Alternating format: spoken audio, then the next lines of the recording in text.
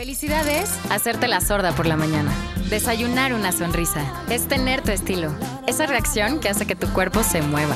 Felicidad se escribe con D de delicioso y con S de sabroso. Porque parte de la felicidad es disfrutar los sabores de la vida. Andanza, el aliado que te ayuda en tu tratamiento para el control de peso. La Moderna presenta.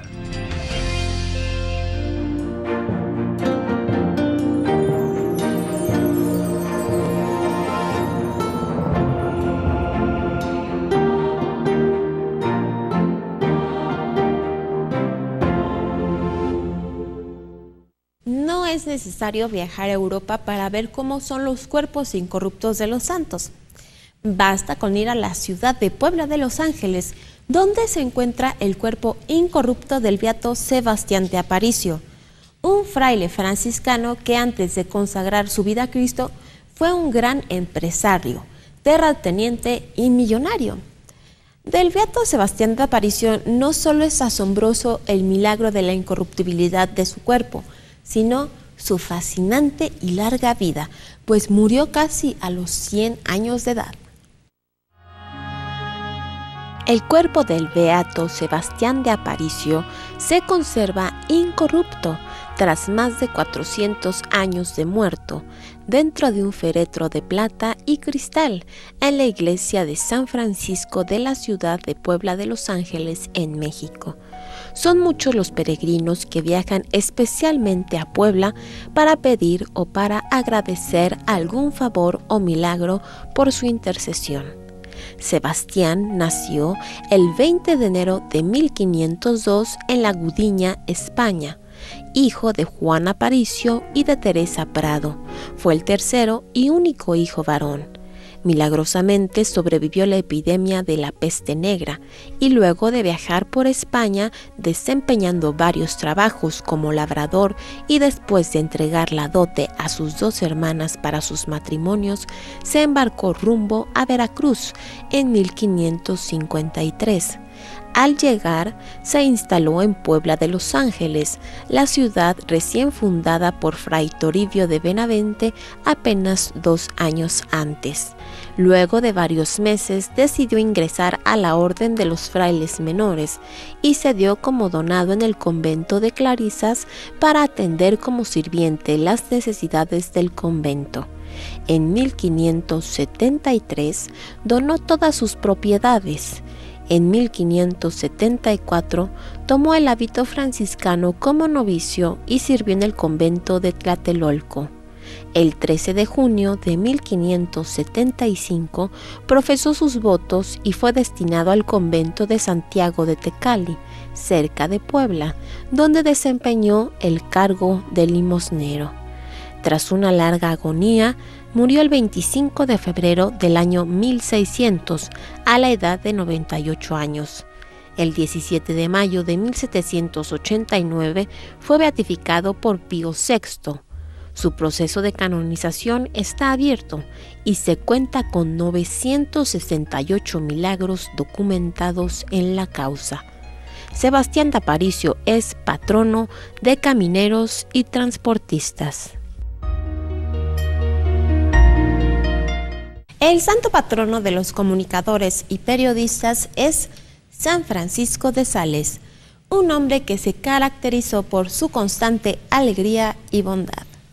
De San Francisco de Sales podemos imitar su rectitud para expresarse siempre con bondad y para decir las cosas adecuadamente, tal y como son, sin agregar ni quitar, sin hacer chismes, algo a lo que muchos lamentablemente son muy afectos en nuestro tiempo. San Francisco de Sales es doctor de la Iglesia, además de ser el santo patrono de los comunicadores y periodistas, y también de la amabilidad y de la familia salesiana, de la que fue su fundador. Nació en una familia de la nobleza en el castillo de Sales en Saboya, Francia, el 21 de agosto de 1567 y murió 56 años después. Desde que hizo su primera comunión y su confirmación a la edad de 10 años, se hizo 2 propósitos de vida. visitar todos los días a Jesús sacramentado en la capilla del colegio y ayudar a las personas más enfermas y necesitadas siempre y en todo lugar. A los 14 años viajó a París para estudiar con los jesuitas y luego a Padua para estudiar Derecho y Teología. Fue ordenado sacerdote en 1593. Desempeñó su sacerdocio tomando como ejemplo a San Francisco de Asís y a San Felipe Neri.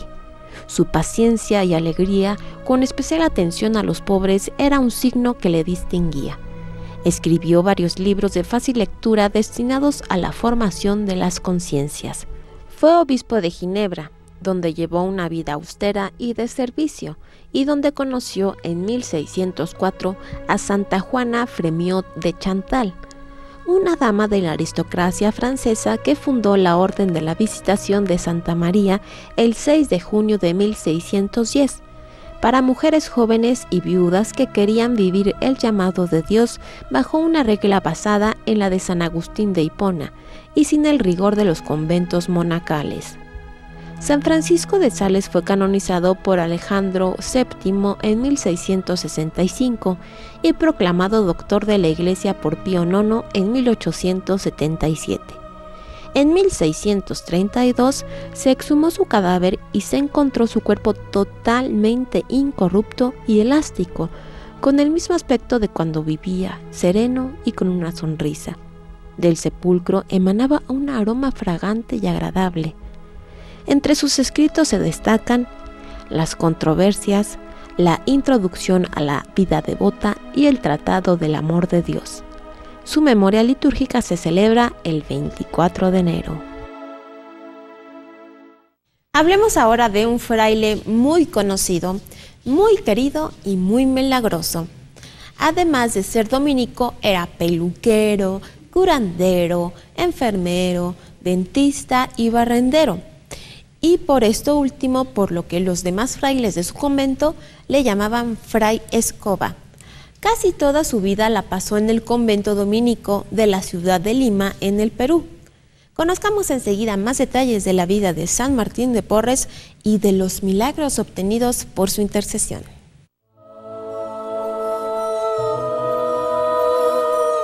Hijo de madre panameña y de padre español, Martín de Porres, o Porras como algunos documentos refieren, nació en 1579 en Lima, Perú, cuando los negros y mulatos eran esclavizados, pero su padre lo colocó en una peluquería donde aprendió el oficio de peluquero y de algo parecido a médico general y cirujano de heridas sencillas. Luego consiguió que ingresara al convento de los frailes dominicos. Por su desempeño como médico, conoció el sufrimiento del cuerpo, al que curaba, pero también del alma, a la que sanaba por su intercesión ante Dios, y a sus pacientes solía explicarles: yo te curo, Dios te sana.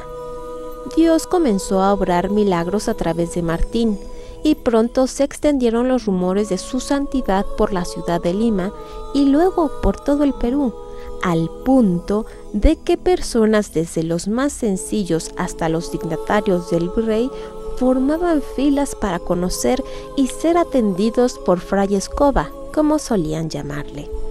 Entre muchas otras gracias, Dios le concedió los dones de la bilocación y de la levitación, como lo confirmaron innumerables testigos oculares que lo vieron levitar mientras oraba ante el crucifijo, y muchos que atestiguaron su presencia en Filipinas, China, Japón y México, al mismo tiempo que atendía a enfermos en su convento de Lima, de donde nunca salió. Gran devoto de San José, a quien le consagró su vida entera. Fray Martín solía comparar la madera de la cruz del Señor con la madera de su pobre escoba, como un objeto de sufrimiento cotidiano, para demostrar que también en las tareas insignificantes, desempeñadas con amor a Dios y en el servicio al prójimo, es posible alcanzar la santidad. Luego de una vida dedicada al servicio y a la oración, Martín entregó su alma al Señor el 3 de noviembre de 1639. Su cuerpo reposa en una sencilla tumba en el interior de la capilla que se le dedicó 23 años después de su muerte y que se edificó por deseo del virrey Amat, en el mismo sitio donde Fray Martín atendía a los enfermos y donde murió. Este es el lugar más visitado del convento. San Martín de Porres fue canonizado por Juan XXIII el 6 de mayo de 1962. ¿Sabe usted de algún santo que haya muerto en Navidad? A mi parecer es una gracia especial morir en tan dichoso día. Este santo, que murió el 25 de diciembre, es muy conocido de nombre. Él fue un monje de la orden libanesa maronita y se trata de San Charbel, muy venerado y muy buscado por quienes con frecuencia le piden milagros o favores en listones de colores que colocan en los brazos de sus imágenes presentes hoy en todo el mundo. El 8 de mayo de 1828 nació en Becacáfara, provincia ubicada al norte de Beirut, en la parte más alta del Líbano, Yusef Makhlouf, conocido ahora en todo el mundo como San Charbel, monje de la orden libanesa maronita, que a la tarde de su vida decidiera llevar una vida de ermitaño dedicada a la oración y a la contemplación de Dios. A los 8 días de haber nacido, fue bautizado en la iglesia de su pueblo con el nombre de José, en árabe Yusef. Fue el más pequeño de los 5 hijos de Anton Makhlouf y Brigitta Chaudiak. Su padre murió enrolado en el ejército, como muchos campesinos, cuando Yusef tenía 3 años. 2 hermanos de su madre, sus tíos Agustín y Daniel Chaudiak, eran monjes de la orden libanesa maronita, a quienes Yusef acudía con frecuencia para aprender sobre la vida religiosa y el monacato. La influencia de sus tíos sobre Yusef sería decisiva, pues ellos mismos serían más tarde ermitaños que vivirían en soledad total una vida de silencio y de oración. En el año 1851, Yusef ingresó como postulante al convento de Nuestra Señora de Mayfouk, donde tomó el nombre de Charbel, como fraile religioso maronita. En 1853 fue trasladado al monasterio de Anaya, donde profesó los votos perpetuos como monje. Luego fue enviado al monasterio de San Cipriano, en Cafifén, para hacer los estudios de filosofía y teología durante 6 años, necesarios para su formación sacerdotal. Se ordenó el 23 de julio de 1859 a la edad de 31 años. Luego de 22 años, el padre Charbel solicitó a sus superiores autorización para llevar una vida solitaria de ermitaño. El padre general le concedió, el 13 de febrero de 1875, tomar posesión de la ermita de San Pedro y San Pablo para servir allí a Dios hasta el fin de su vida. San Charbel permaneció en su ermita durante 23 años, donde celebró su última misa el 16 de diciembre de 1898 a las 11 de la mañana, en medio de un frío invernal. Su agonía duró 8 días, mientras el aire helado pasaba por debajo de la puerta y a través de la ventana de su ermita, hasta que Dios le concedió la gracia de morir el mismo día en que nació Jesús, el 25 de diciembre. Era el año 1898. Es de notar la rapidez con la que se extendió el culto y la devoción en México a San Charbel, considerando que su tierra, el Líbano, no está nada cerca de nuestro país. Hagamos otra pausa breve y al continuar le presentaré a un santo italiano dotado de varios dones por el Espíritu de Dios y también, para orgullo nuestro, a 3 santos mexicanos, entre ellos a un niño dotado de una impresionante fortaleza de espíritu y de fe. Una pausa, queridos amigos, y continuamos con más de los santos amigos de Jesús.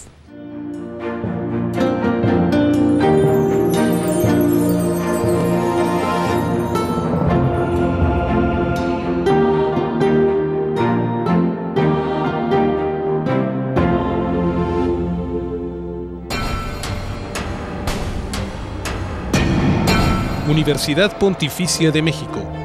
Fundada en 1553, es la Universidad del Papa y de los Obispos de México. Licenciaturas en Teología, Filosofía, Derecho Canónico, Derecho Civil y Ciencias Religiosas.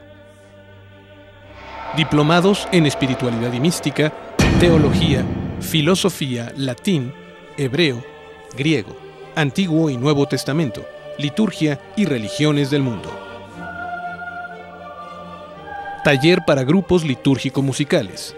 Informes en www.pontificia.edu.mx o al 5573 0600.